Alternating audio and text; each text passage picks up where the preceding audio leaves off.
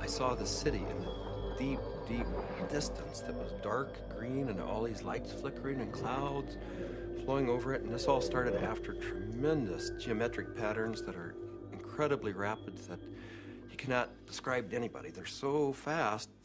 After those had slowed down, I saw this city in the deep distance. So I was sort of watching that, and then this ball of light goes right past me, right in front of me, like, what was that? It didn't scare me, except it was so close. After that, I started looking around. It's like you're in this place, and you're going, why am I in this place? And then I noticed that there was this woman off to my right with a real long nose. She had green skin. She was turning this dial, and I realized she was turning the volume of lights up and down on the city in the distance. And as soon as I looked at her, she noticed I was watching her. And she said, so what else do you want? I said, what else do you have?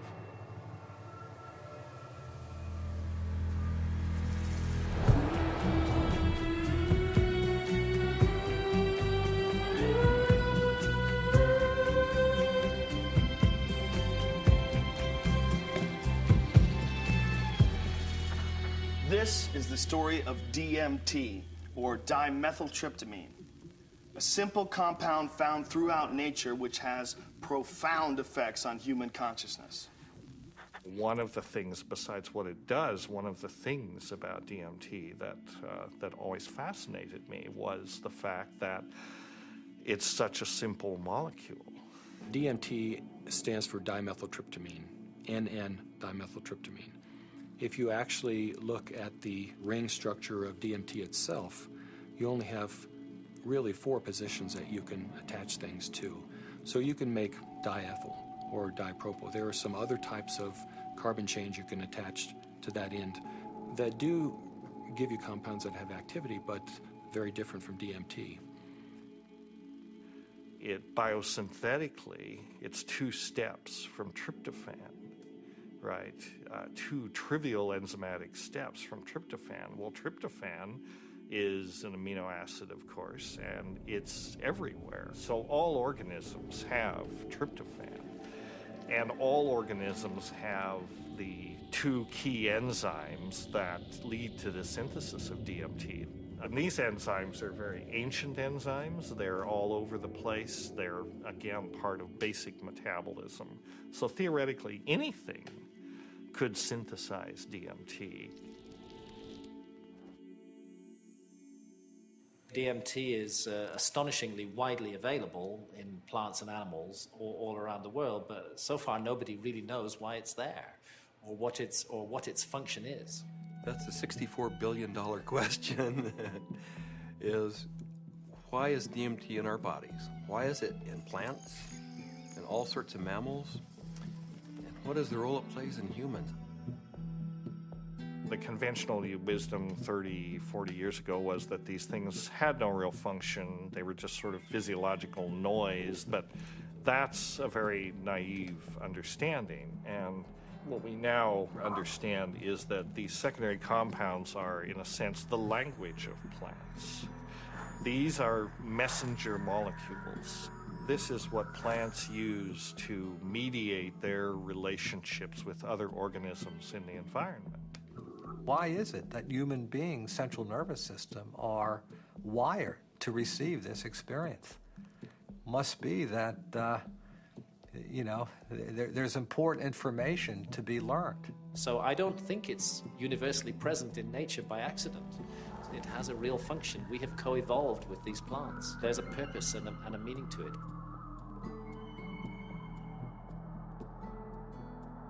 So it really fits in with the notion that DMT may be the common molecular language, resonant language, among all living beings on this planet and maybe others as well. I can't think of a more powerful tool to explore the whole question of what is consciousness.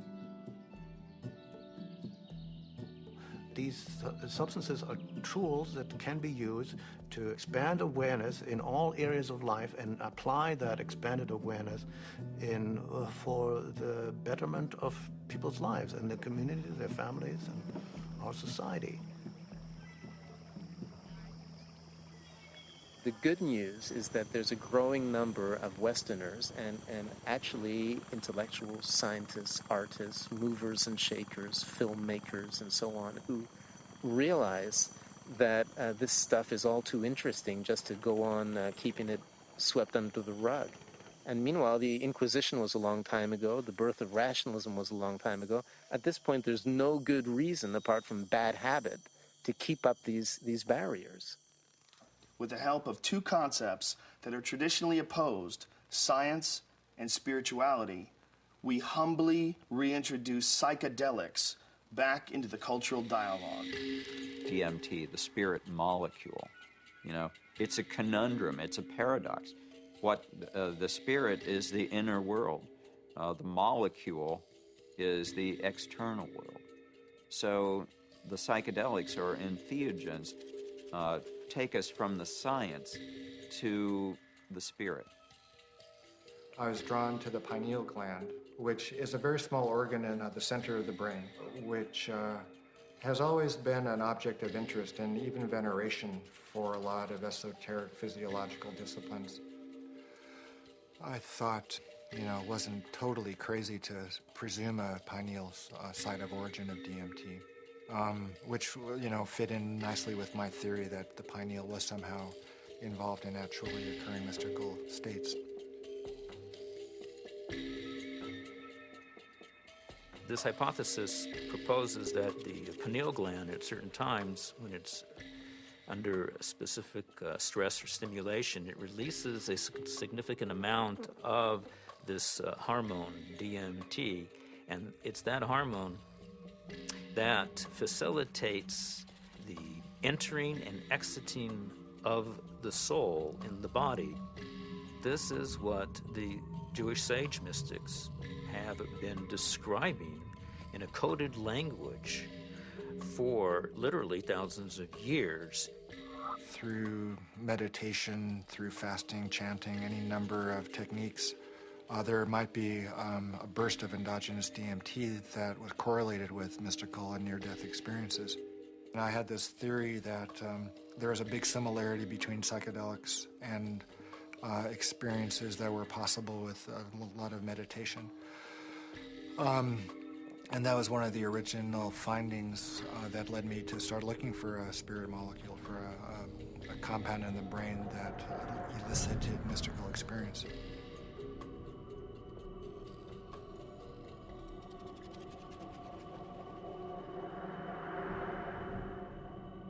I think there may be a role for DMT in explaining any number of hallucinatory phenomena that man has experienced throughout his history.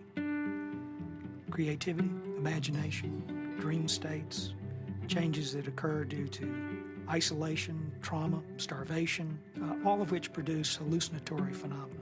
These hallucinatory phenomena are explainable by the presence of compounds known to produce hallucinations. And the only compounds that we know of that are capable of doing this are the class of compounds known as hallucinogens. When thinking about spiritual states, I think endogenous hallucinogenic compounds and molecules that the brain can potentially release are probably very relevant to this topic, because on one hand, they may really help us to elucidate what is the neurochemical mechanism of these experiences. I mean, if we can say that there's a release of endogenous opiates, or we can say that there's a release of dopamine or something like that, and we can measure that release and we can see where in the brain those different molecules go, what receptors they activate or deactivate, and hence we can really learn a lot more about what these experiences are, because it really can allow us to match up these experiences that people have with hallucinogens, as well as understanding where they are related in the context of the brain's receptors and the different parts of the brain that may or may not become active.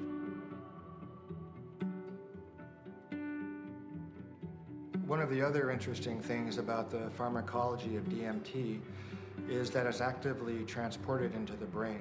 And so you have to wonder about the role of DMT in just everyday, normal, perceptual, activity. Too much DMT and things become very psychedelic, or, not enough, DMT in the brain can make things dull and flat and gray. There's something that, for me, makes sense about DMT. You called it the spirit molecule. It might almost be called, the reality molecule. Philosophically, it makes sense that something that would be so fundamental to the way we perceive reality would be imbued out there in reality.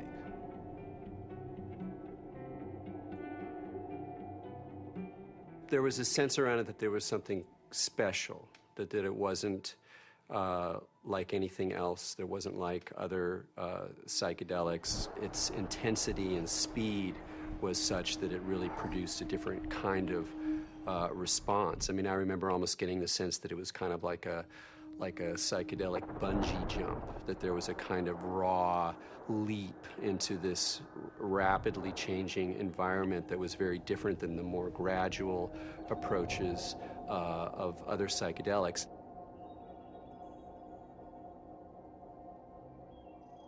Smoke DMT is sort of like the drive-by shooting of psychedelics.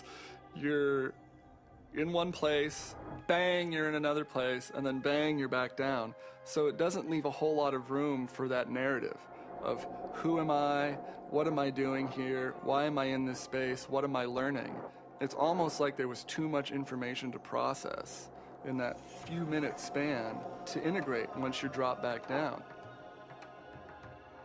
Dimethyltryptamine, when it's administered, has a very rapid onset and a very short duration of action. This is because it's very rapidly broken down by the body so that it can be cleared. DMT is rapidly degraded by an enzyme in the liver called monoamine oxidase, or MAO. That's the reason it's not active when you take it by mouth. Whereas psilocybin, when you take it by mouth, it's not broken down by monoamine oxidase very quickly at all. So it gets through the liver and passes on into the bloodstream and into the brain.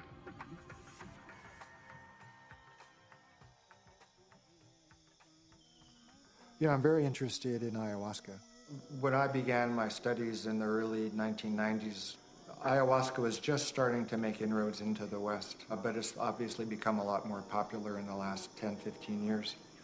And the visionary ingredient in ayahuasca is DMT.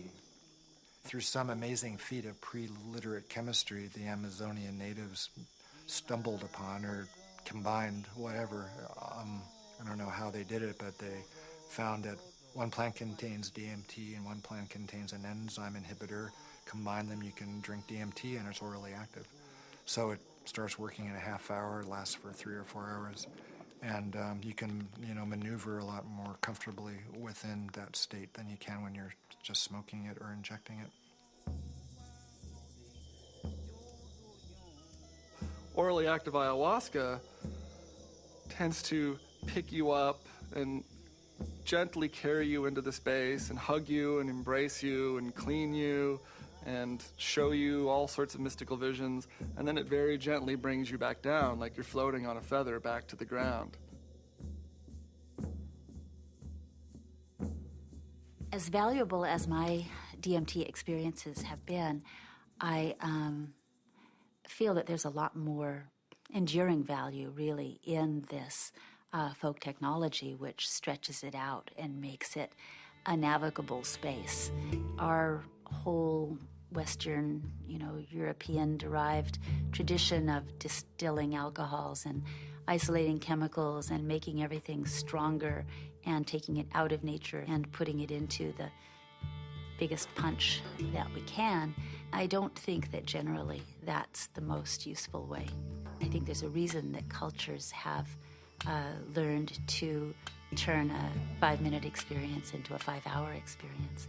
It seems to me that ayahuasca has had a plan and that it's reached out into the world and brought DMT into many, many thousands of lives in a much bigger canvas than it had reached for the last 10,000 or however many years. And it's done it very rapidly and it's done it with form to go with it. And ayahuasca is much harder for the power structures that we have now. It's much harder for them to put down because it has been part of a legitimate religious and spiritual practice for thousands of years, certainly in the Amazon. And we can't just dismiss all that as primitive mumbo jumbo and superstition. We have to get to grips with that on its own terms.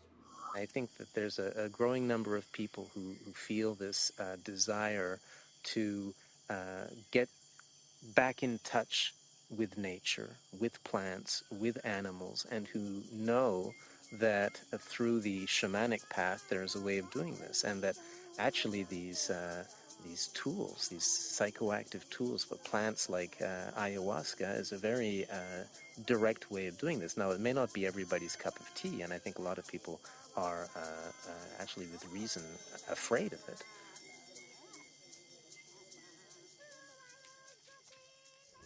I think like a lot of people in my generation, I first heard about DMT through Terence McKenna. And it was a very funny way to become aware of such a powerful and interesting and anthropologically rich topic as a compound like DMT, because it really became more, it was almost more of a concept than something that people were necessarily taking.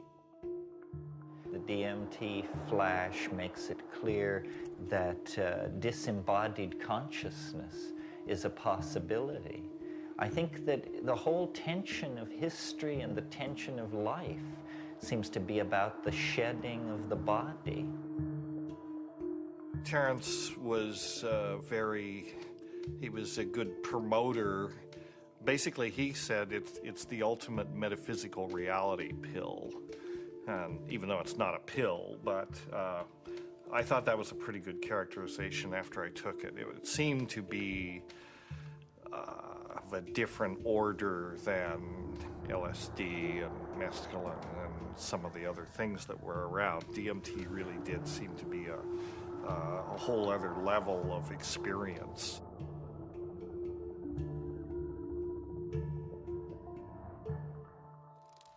I ask that you suspend any opinions, either negative or positive, about these compounds. Whatever you believe their value to be, they continue to have profound effects wherever we find their use, whether it's contemporary Western culture or in the Amazon rainforest. It was in the 50s that the ayahuasca churches started going public. You know, that there was a kind of transition from the indigenous Indians in South America to the mestizo people in the cities, and then these churches, you know, the Santo Daime Church and then the UDV Church a little later, started doing ceremonies that would made the ayahuasca accessible not just to Indians but to urban people in the big cities in Brazil, who are as far from the shamans as we are. In the early 1990s, the UDV established a branch of their church in the United States. In the late 90s, the U.S. Customs Department, along with the DEA, intercepted a shipment of ayahuasca. The church protested the government action. They contended that it violated the Religious Freedom Restoration Act, and the case was heard in the U.S. Supreme Court, and in February 2006, their decision was announced, and it was a unanimous decision on the side of the UDV.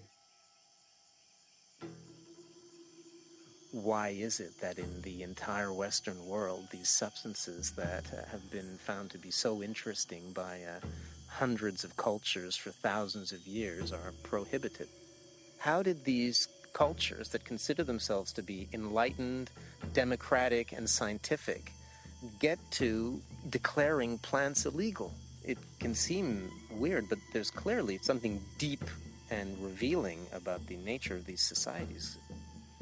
Our society values alert, problem-solving consciousness, and it devalues all other states of consciousness. Any kind of consciousness that is not related to the production or consumption of material goods is stigmatized in our society today. Of course, we accept drunkenness, We allow people some brief respite from the material grind.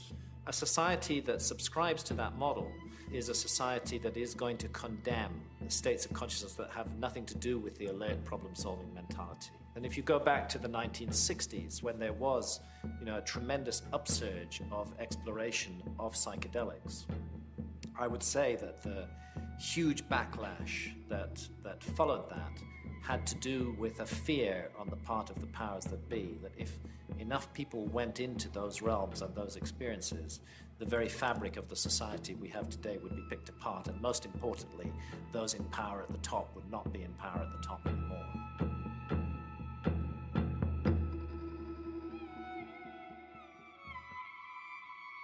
There was an optimism that was ungrounded, that Vietnam was happening, that all this real stuff was going on, and that the psychedelic movement wasn't really addressing that in a real way, and that Timothy and that bunch sold us a false bill of goods that didn't really work. We are now, whether we like it or not, in the psychochemical age. In the future, it's not going to be what book you read, it's going to be what chemicals do you use to open or close your consciousness. Chemicals can help us learn faster. Chemicals can help us expand or contract our consciousness. The atmosphere in the 1960s was, we are doing research here. We are dedicating our lives to trying just about everything on the planet. So we would try it. Then we would talk about it, then we would evaluate it. We regarded ourselves more or less as spiritual pioneers.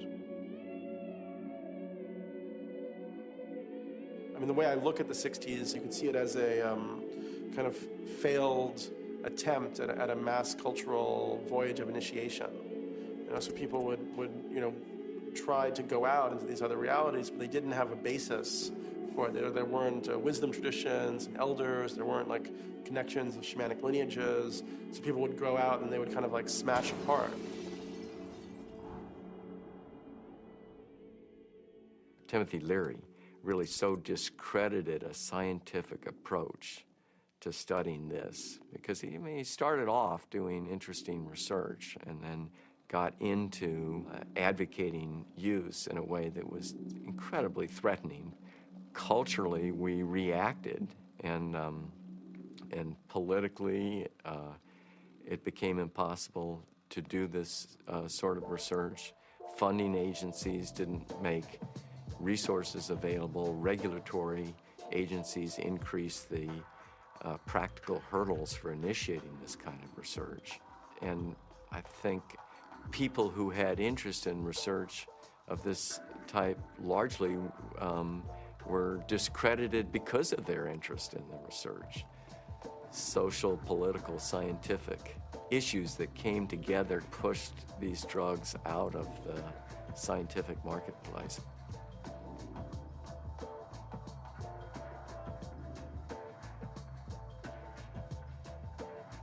The public opinion in many cases had become that psychedelic research was dangerous.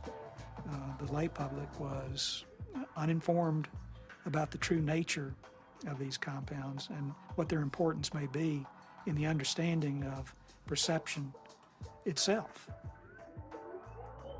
One of the tragedies to me is that the clinical research on these substances pretty much stopped around 1970. And for me, it's especially tragic because I really believe that these substances played a major role in the development of our philosophy and thinking throughout the world. What a lot of people don't realize is that psychiatry, up until the 50s, the field in general had no concept that neurochemistry played any role in emotion or behavior, which today seems really bizarre. And the discovery of LSD and its potent effects on the human psyche occurred almost contemporaneously with the discovery of serotonin as a molecule in the brain. And it was really when people looked at the structure of serotonin and compared it with LSD that they really began to think, maybe neurochemistry plays a role in brain chemistry and behavioral states. If LSD had not been discovered, I doubt we would have had any of the drugs we have, at least not as quickly as we do for treating depression and so forth. Once these drugs became abused and scandalized, psychiatry had to really work hard, to distance themselves from any valid scientific scientifically meritorious relationship with psychedelics. Being a psychiatrist and saying you want to learn or study about psychedelics, it's not that well received. And I made one mention one time and was discouraged from really bringing it up again for actually a number of years. For cultural reasons, the whole class of compounds got pulled off the clinical bench, and no research has gone on for 40 years. So scientifically, I can't imagine a more exciting area to be pursuing. How does one go about studying these plants and compounds? Plants and compounds which produce unimaginable experiences and appear to shed light on some of humanity's greatest mysteries. In order to answer that question, Dr. Strassman conducted the first human psychedelic research in a generation. One of the things that I had established early on was being able to discriminate between studies in the scientific realm and recreational use. But in the early 1980s, I reviewed all of that literature and could pretty well establish that if people were really carefully screened and supervised and then followed up, that the incidence of adverse reactions to LSD and related psychedelic drugs was extremely low. The drug or the compound or the chemical that seemed like the best candidate to sort of reopen the U.S. Front on psychedelic research would be DMT. It was really, it was exciting for me because I thought this is the first study in a generation. And not only that, despite the fact that DMT had been used safely in earlier studies and it was this natural component of the brain, DMT is one of the most profound and potent psychedelics known. So it wasn't just an initiation of clinical research, it was a reinitiation of clinical research with an extremely potent drug. I was of the strong opinion that you could do these studies, and Rick agreed. So we had a number of discussions, and at some point the discussion came up, Dave, what if I do all this paperwork and spend all this time and get to the end of things and I'm ready to go and I can't get the DMT? And that was a real possibility because DMT, clinical grade DMT, wasn't a chemical you could just buy off the shelf somewhere. And I told Rick, if you get to that point and no one will make it, then I'll do it. And ultimately, Rick got to that point, and I made it. The design of the study was fairly straightforward. Give people DMT and measure as many variables as possible. I had to sort of anticipate a lot of objections that would come my way from the regulatory agencies that oversee this kind of research. So at that point began a 2-year process of dealing with not that many regulatory agencies, but fairly monolithic ones. One sort of a sidelight of the protocol was the involvement of a psychiatrist from UCLA named Daniel Friedman. He was kind of one of the grand old men of American psychiatry, and actually he was one of the people who in the 50s and 60s got their start with psychedelic research. And the main thing that Danny Friedman told us was, don't even get close to psychotherapy. Forget about treating mental illness or alcoholism or anything. Forget that. That's where all the hysteria is. That's where all the fears get up. You're a scientist, Rick. Approach it as a scientist. Do basic, simple measurements. Look at heart rate, cardiovascular parameters.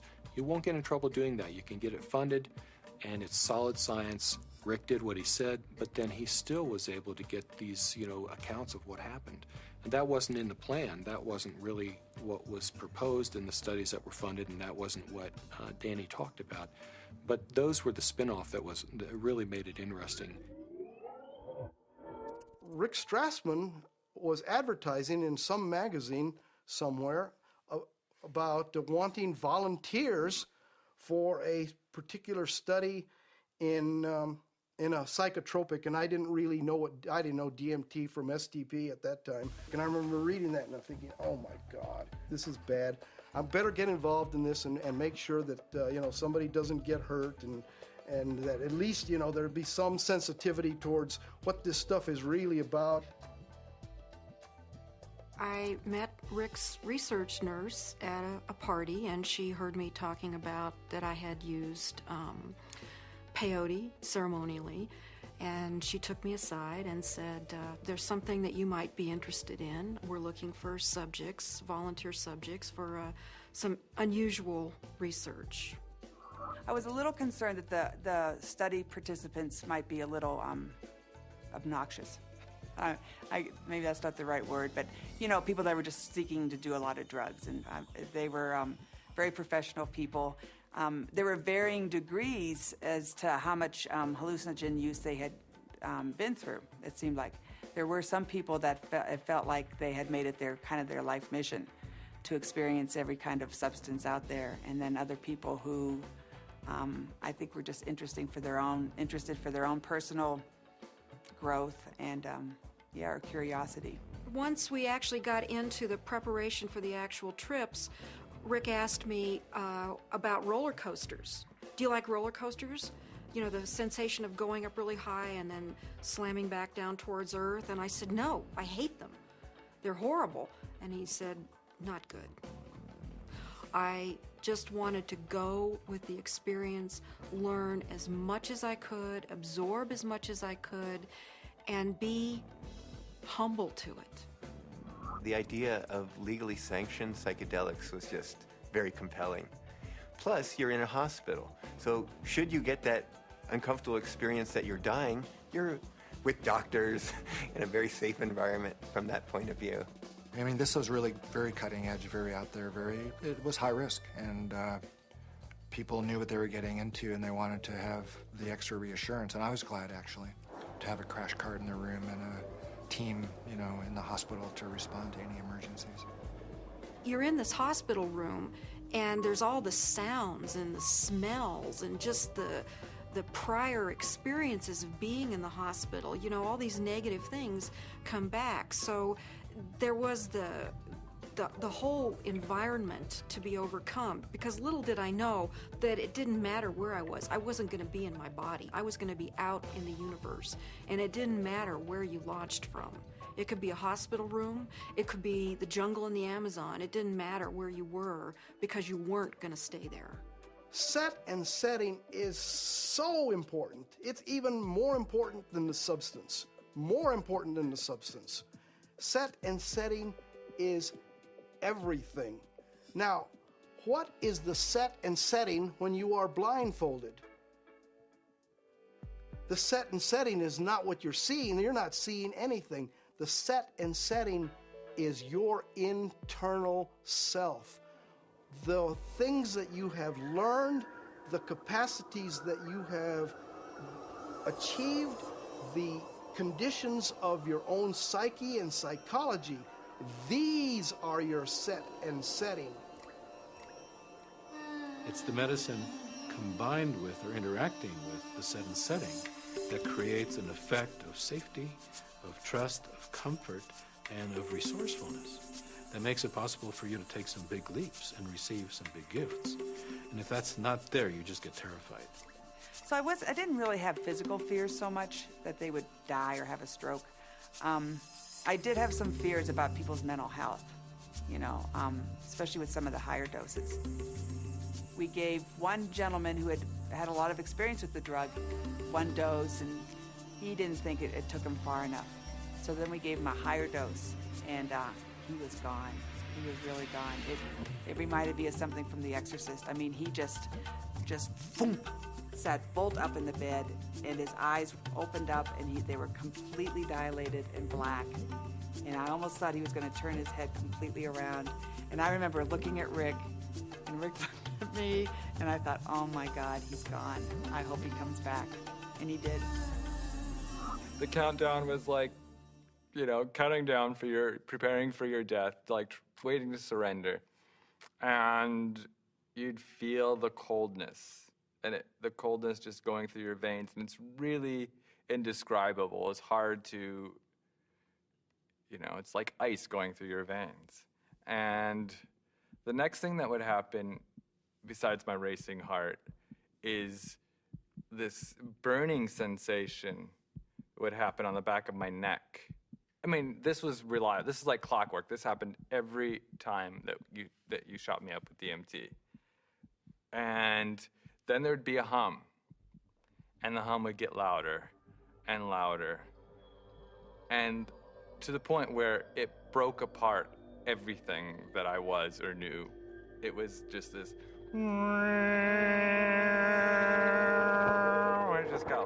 and louder until you just had to surrender to the sound. And then you were there.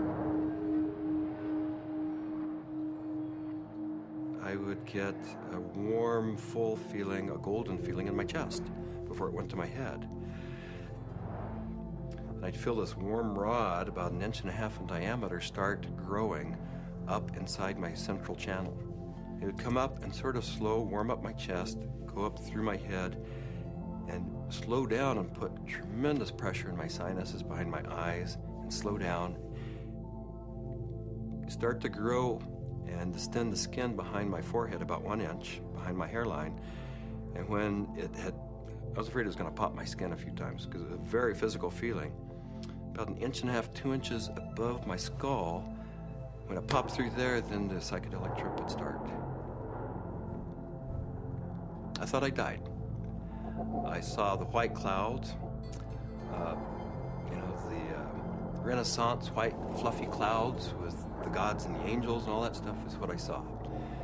I thought I was dying and going out, but I did take a quick look at Cindy and a quick look at Rick because I had my eyes open, and they were both there watching, looking very calm. And I go, oh, that's really good news. My body looks fine.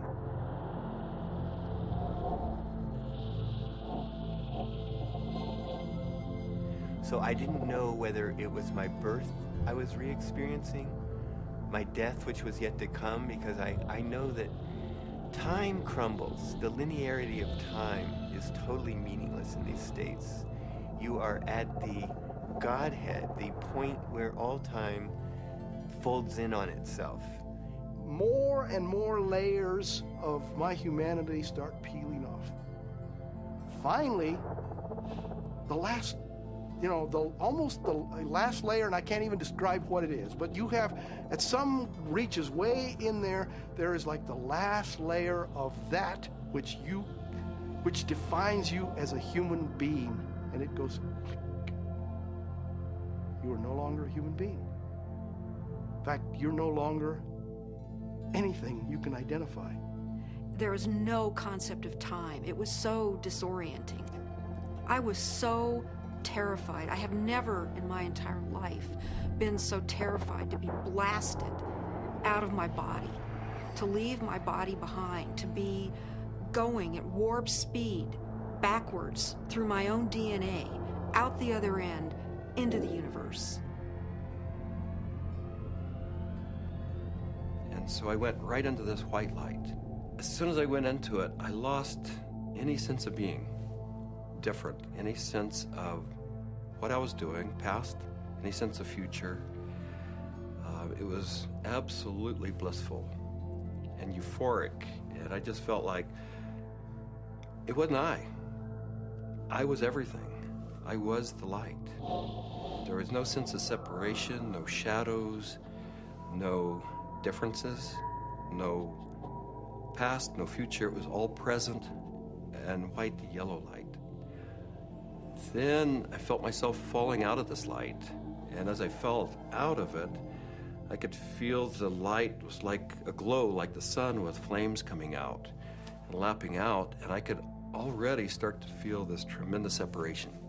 I reached across, and it was suddenly I'm in the universe, in this huge void, with these beings on the other side, and I put out my hands, and this incredible rainbow of pink light went between me and these entities. And I was trying to make it be like a white light, but it was this incredible pink light, this energy of love this capacity of love that we as human beings have, that I was trying to just send to them. This meteor-like trip through the infinite space of the interior consciousness is up pops the picture puzzle pattern door. And I'm now whizzing through this sucker like if it was nothing. I'm flying through it. But now I know what the picture puzzle pattern door is. The picture puzzle pattern door is the farthest reaches of your humanity. This is the doorway into what defines you as a human being. When you go past that, you stop being human. to a degree, and the further you get past this point, the further away you go from being a human being. But right here, this picture puzzle pattern door is everything. It's everything. It's what defines you as a human being. This picture puzzle pattern door is you. This is like the actual core of where all of reality is emanating from. This is where meaning comes from. Symbols were pouring out. They were intertwined. Every symbol and letter and in every language was pouring out of this point. And I looked around at my environment and I was trying to absorb everything, to understand, but there were all of these machines or structures or things that I had never seen before, that I had no idea what they were. I was like a caveman in a computer lab. I didn't have any idea, but I knew in my intellectual awareness that this was a very advanced civilization or life forms or whatever they were. They were so far advanced from what we know here on Earth. There's one state in it, I call it the hobby horses, and they're interlocking, reticulating, vibrating hobby horses, and I use that's what they seem like to me. They interlock, and they form a visual pattern that seems infinite in scape. And then you're on the inside, outside, inside, every side, and so it's less possible to use, words sort of start to escape you. The texture of the space was very much like an animated Mexican tile. It seemed to be hyper vivid in color, in a Technicolor sense, but also very clay-like and earth, like with an earthen, pointing towards earth, but not really being of earth. And there was no I. There was just a sense of a witness being suspended in this incredible vaulted space, like a cathedral made out of stained glass of all imaginable colors. Unbelievable brilliance and saturation of color. Just this amazing pattern in this dome, this gigantic dome. It felt like the size of of a small planet. And there were these winged beings. I don't remember exactly what they looked, but were like angels, something like angels, that were majestically kind of flying through the space. But there was something about the quality of how they were flying that was unique. I'd never seen anything like it. It was like, I don't know, the sense of another realm that was there. My sense was at some point there was this implicit sense, this is the divine realm. This is the divine realm. And it was not like a thought, but it was like this implicit kind of grokking recognition. It was all very, very impersonal until I got to the space where I realized that I was in the area where souls await rebirth. And I was there, and I had been there so many times before. I recognized it, and this incredible transcendent peace came over me. I have never in my life ever felt such peace. Everything was stripped away. Every hope, every fear, every attachment to the material world was completely stripped out of me. I was free to just be the essence of a soul. After the medicine wore off, there is that familiar sensation of kind of coming back into the body. And I do remember that. That was part of almost all of those experiences of kind of coalescing back into sensory awareness and a sense of having a body and of that becoming a little more substantial. And then say, oh yeah, here I am. And I live in a body and I'm okay. So Laura removes the eye shades. And I ask, not really with my eyes open quite yet, I ask, how long was I gone? Because I needed to know. And Rick chimes in like 15 minutes.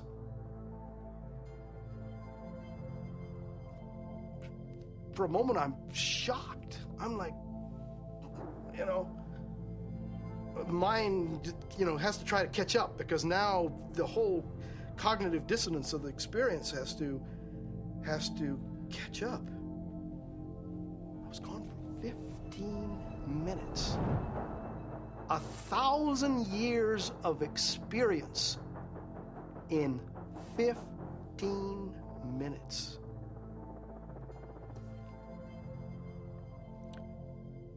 Well, to say the least, it was profound. It was profound. I mean, it's amazing. I mean, it's amazing what a human being can experience in a hospital bed. I mean, they can experience almost the whole universe. You know, life, death, everything in between. This is not some recreational thing, and I don't believe anybody should enter this lightly. It is life transformative. It will perhaps shake you enough to realize, you know, that you need to be awake to the fact that you don't know, and that is the beginning of starting to know. What we see here is such a tiny part of what is real. I get really frustrated because, of course, there's no way to prove that where I went was deep space, that I encountered, you know, other entities, other life forms that exist in this universe. At some point, maybe our civilization will become advanced enough and we will throw off these anchors of impossible thought, that these things are impossible, that it's not, you know, that everything that exists where we can see it. I wrapped up the studies in '95 and really just had to take a break for a couple of years. I was aware of a growing sense of discomfort with what I was doing because I just couldn't explain it. And it seemed to me if I couldn't model and explain what was going on that I was doing and just, you know, bringing people to the edge of these kinds of experiences, it seemed like I ought to. That it was a little irresponsible to be sort of pushing people off the cliff like that without really knowing exactly what it was and accepting and understanding and feeling comfortable with that model. And, you know, I think what began dawning on me after a while once I stopped the study was that I was really dealing with a spiritual phenomenon. What do these experiences say about the nature of reality, the nature of our minds, or the function of our brain that we can so quickly shift into these alternate realities? Let's take a step back and consider how these experiences inform us about ourselves, our consciousness, and the symbiosis of the two. It started seeming to me that what was happening with DMT, particularly with respect to some of these reports of entering parallel or alternate or freestanding parallel sorts of realms of existence, is that indeed was what their consciousness was doing. The chemistry of their brain, which is the organ of consciousness, was being changed by DMT in such a way that they could then receive information that we weren't able to receive normally. Yes, there's the experiences from DMT and ayahuasca, and they have their function.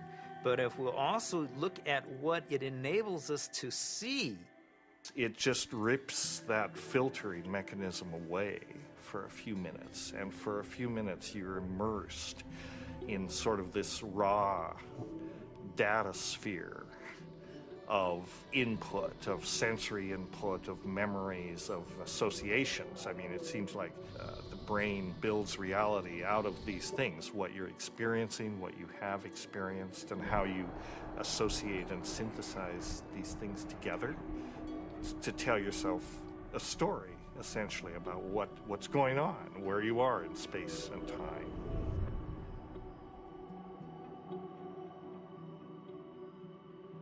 It's the brain that helps us to process all this information and to create for us a rendition of what our world is all about. But we're trapped within that brain. However, in spiritual experiences where people feel that they get beyond the self, In certain types of psychedelic experiences where you have incredible sensory and other types of phenomena, people really feel like they are able to kind of get outside of their brain.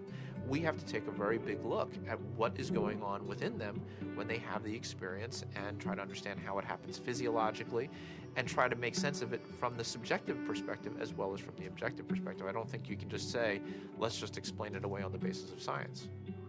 What I was doing early on when I was hearing these reports were interpreting them, calling them psychological or brain chemistry aberrations or whatever, that there was a part of the brain that was being dinged that was responsible for the alien appearance phenomenon. This is not a new phenomenon. Entities in altered states, have been recognized for an extremely long time in many cultures over the millennia. Helpers, spirit assistants, angels, all of these different entities have been fairly common throughout man's experience of altered states and through much of man's mythology.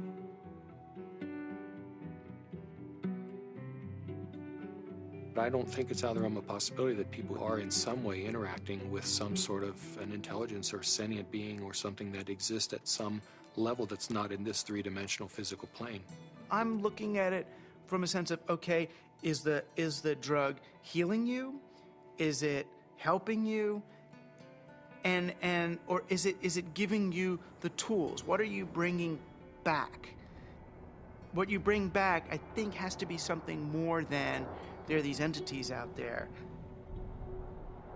The best psychedelic explorers are people who realize that even the truths they see on a trip are not truths, but new models, new what-ifs, alternative frames. Unless there is a map and a clear methodology, then one will just have a variety of different experiences. All these various experiences that have been reported from NDEs, near-death experiences, alien abductions, alien encounters, sexual ecstasy, I believe all of these experiences, in fact, are fractals. If we understand the concept of fractal geometry, no matter how small it is, it contains everything that is in the larger picture. And thus, that validates profoundly all these various experiences. Discount the phenomenon as hallucinatory or imaginary. I think it's maybe more useful to look at a mechanism of action. If it is real, then perhaps how does it work? Look, there's extraordinarily regular phenomena that come up with these things that are clearly linked in many ways to these larger human issues around mysticism or religious experience or encounters with other entities. And here we have it. And if you can't go in there and really go in there and account for this material inside your neuroscientific framework, you're leaving a huge gap. You got to account for this stuff the way you got to account for dreams, the way you got to account for all sorts of psychoactive responses. Using DMT as an explanatory model, as kind of the mediator between our consciousness and a consciousness of a non-corporeal sort of reality, it's handy. With DMT, there are no words. I would try to wrap mathematical vocabulary around the experience afterwards. I specialized in the metaphor of vibration and how vibrations in fluids created form in fluid, and that would be the key to the relationship between the spiritual realm and the ordinary realm. This was the window that was opened by DMT. Using psychedelic drugs or other types of pharmacological substances can help to induce a state where people feel that they touch a deeper sense of reality, where they understand reality on a more fundamental level, and they gain a great deal of insight and knowledge into the ways in which the world works and how they are, as a human being, supposed to relate to that world. DMT is somehow, it seems to me in my experience, more of a breakthrough than LSD, mushrooms, peyote, and so on. It's instructive. It's more supportive of future evolution and the creation of the future. And it is in itself more of a mystery. How could this little stuff produce something that has intelligence, that is actually a doorway to another reality? So what is the nature of reality, and what is the nature of how we as human beings experience it? Can we understand it better? Are we capable of understanding reality on some very fundamental levels? And what do we need to do in order to prepare for that? You know, there are parallel universes, it seems, at least that's a theory in modern physics. There is dark matter, which is a huge amount of the matter of the universe, maybe 95% or more. As radical an idea, it's just a logical extension in some ways of, instead of using a machine to see more than we normally can see, we're using the brain. There are fields which are undiscovered so far, which have nothing to do with anything that is discovered so far. The gravitational field, was unknown before the year 1604. The electromagnetic fields, unknown before the year 1830 or something.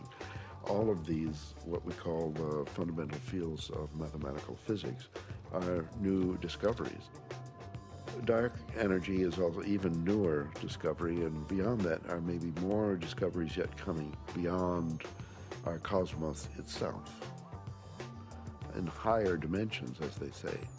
I still don't have very much use for the concept of God, but I do believe that there are higher levels, transcendent levels of reality, and I'm actually now starting to really believe that the brain is not the source of consciousness, is not really who we are, but is more like a radio tuner for something way bigger.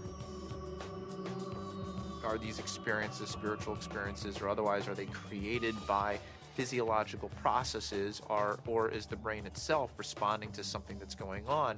And the fact that somebody may actually find a way of turning on their brain to spiritual experiences, again, I'm not sure that that necessarily diminishes the reality or the realness of what those experiences are about.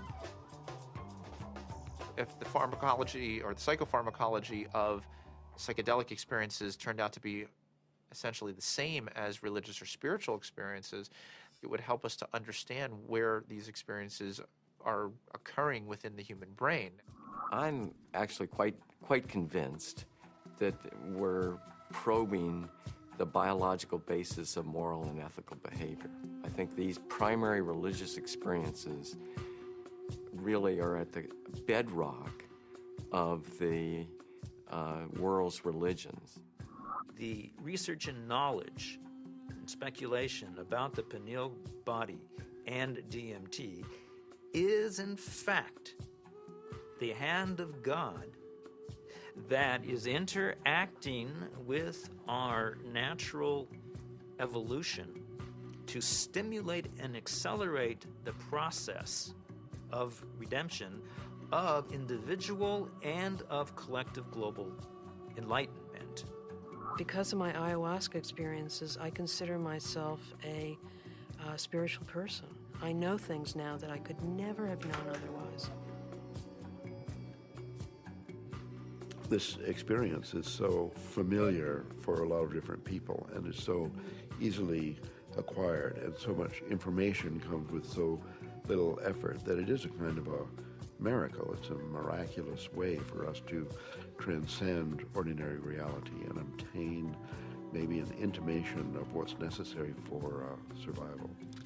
Ranging from new forms of medical treatment to a better understanding of the universe to life-changing spiritual revelations, these natural tools offer us the ability to seek greater knowledge. Tools that could positively affect life on our planet. Let's answer Dr. Strassman's question. If so, so what?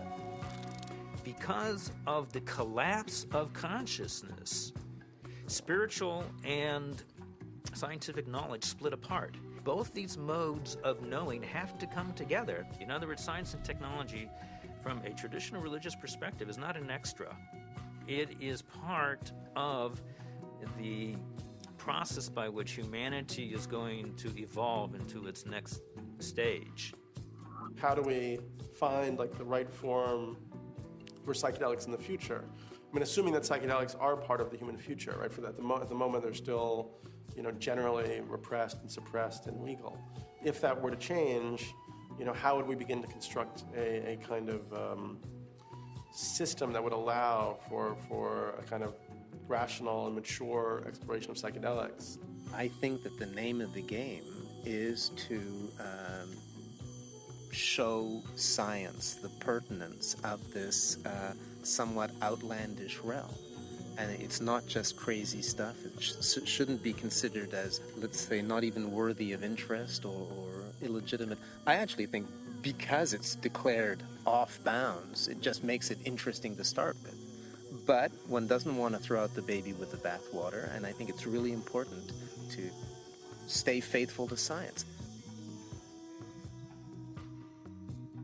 What does it mean? Why is there a part of the brain that seems to be, for lack of a better word, a God detector? What's the evolutionary advantage to having some part of the brain that seems to, trigger and mediate experiences of the transcendent? The Kabbalah is revealing to us that the pineal body is actually the very edge of the higher dimension that is penetrating into our lower dimension, and it is located precisely in the middle of the brain. I can remember reading about Descartes, thinking that it was actually the interface between the spiritual dimension and the dimension of matter. And I remember studying that as a foolish idea from our history. And now it seems actually like a very interesting idea. What we are looking for out there is really in here. It is the doorway. It is the gate. So we focus on the transformative effect of the psychedelics. But it's also true that the reverse is true, that it requires transformation in order to embrace psychedelics. It's one of the tricky paradoxes of postmodernism that psychedelics both require and produce a transformative effect. We have severed our connection to spirit. That's what our society has done. It has sought to persuade us that the material realm is the only realm, and the only way we're going to recover is to reconnect with spirit. And I truly believe we need the help of the plants in order to do that. Part of our work is to respect these medicines and then to change the culture enough that people doing them can be respected and held, and not everybody needs to do them, not everybody should or wants to, but that it isn't pushed to the side. And so part of that does involve then research, because that's how in our reductionist society we validate things. With the passing of the years and the opportunity for sober reflection, I think there's a growing appreciation that there may be something to gain from studying these compounds, that there's a lot we can learn, and there may very well be treatment models, particularly for patient populations for whom conventional treatments are ineffective, for whom the psychedelic model, when utilized optimally, may provide great benefit. I think the most important thing that we could do right now that would be fairly straightforward to do is to ask and answer the question of whether ayahuasca could help people who have drug and alcohol abuse. And given that we know that DMT and similar alkaloids have a very strong effect on the same receptor sites that are involved in depression, and the notion that most people, in my experience, who use drugs and alcohol are self-medicating a deep depression or an anxiety.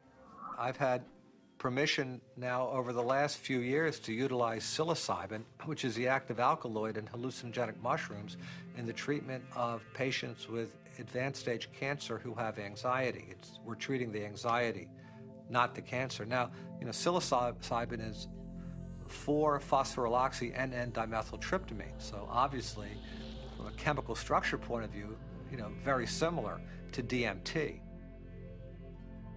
Ultimately, what I want to do is see these things used in the way that they were used traditionally, to heal people, help people. And right now, helping people come to terms with dying. It changes your whole relationship to your death, your impending death. Believe it or not, you're gonna die. And now, with this tool of having crossed over already, some of the fear around that will disappear. Now I'm beginning to wonder whether consciousness may actually survive biological death, that maybe the model that we've been working under in psychiatry and the behavioral pharmacology model is just wrong. It's backwards, actually.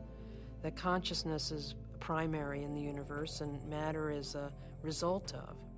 Utilizing substances like DMT or 5-methoxy-DMT may really help us prepare by practicing a transient dying experience. Thus far, we're observing very positive effects in regards to the nature of experience during the session and then subsequent effects on mood regulation and anxiety control, pain perception, and overall quality of life for cancer patients. By and large, our subjects do quite well in the time they have remaining. For those people who do come to terms with it, part of it is a recognition that these psychedelics open up a space that they weren't aware existed and sort of give them a vision of what could be past death, as well as a better perspective on the accomplishments they've made in life, a better feeling about what they've done in their own lives. But I think all people who have psychedelic trips and meditations and so on are poking more or less into the same higher realm and receiving some information from there. If we can develop this could be absorbed into ordinary science that we could approach with the scientific method and so on, then our intelligence, our capability of survival on planet Earth would be increased. I mean, we're a dying species. We live on a dying planet. We're killing the planet. So our disease is extremely serious. And therefore, we're desperate to find new information, ideas, and so on that can transcend. We have to evolve. And I think our intellectual evolution may be predicated upon the psychedelic pioneers. It's so easy to change the world.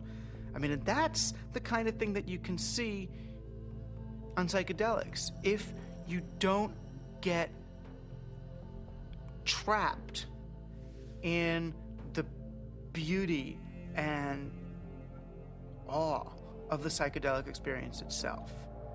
You know, it's like looking through the chandelier of reality from a different vantage point. You know, you can now project through those crystals in another way, and it's beautiful. But, okay, now come back, now come back. I think if I ever were to resume giving people psychedelics, particularly DMT, it wouldn't be just to kind of tinker with brain chemistry and just see what's happening. I think one of the things I also learned in the research is that you just don't want to give drugs and see what happens. That's a little, I don't know if callous is the word, but that's the first word that comes to mind. I think if you're really going to open people up like that, you need to do it for a purpose, not just for scientific curiosity. And I'd like to be helpful rather than just sort of smart or clever. To my mind, is this kind of two-edged sword of simultaneously opening up to the numinous world, to the world of messages, the world of spirits, the world of entities, and at the same time rigorously taking that material into the acid bath of neurology, into sociology, into the ongoing construction of reality. And that the wisdom that these things bring is this kind of very tricky mixture of authentic religious experience with gods and messages and clear signs, and a sort of remarkable mirror of the mind. The curiosity, perhaps the uniqueness of the human creature, is that we live in both realms. We have the ability for spiritual experience, and we have the ability for physical experience. The agenda of the spirit world, if there is an agenda, is to allow us to experience our full potential and to deliver our full potential. And maybe the choices that we are making right now as a civilization and a society rebound far beyond ourselves. And I think DMT is a forcible reminder that there's a lot more about reality, the universe, ourselves, the biosphere, whatever, that there's a lot more to it than we imagine.